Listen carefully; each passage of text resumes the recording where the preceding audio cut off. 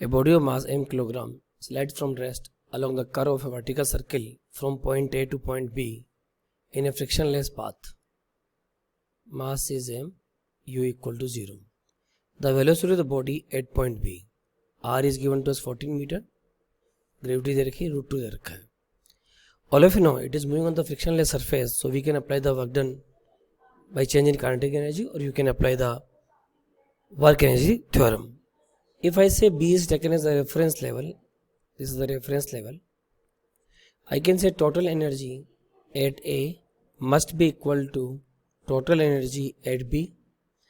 At A it is released from certain height, so kinetic energy is 0, so there is only potential energy at A must be equal to kinetic energy at the B, because B is the reference point.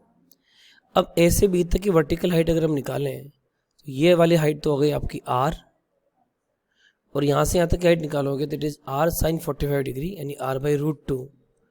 तो potential energy is given by mgh, h की जगह हम लिखेंगे R plus R by √2 यानी kinetic energy is given by half m v square.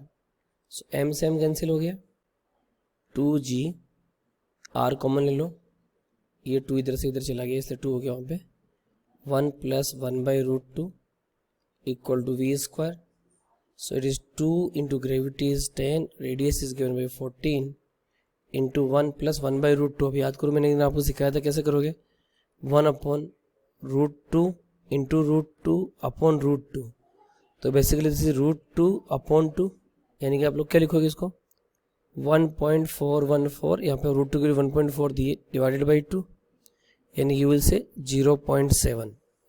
ठीक है, रफली 1 plus 0.7 equal to V square. So it is 2 into 14 to 28 280 into 1.7 equal to V square. So we will calculate V square is given by 476 and V is calculated as 21.8 approximately. So right answer of the problem will be option 2, that is 21.9 meter per second.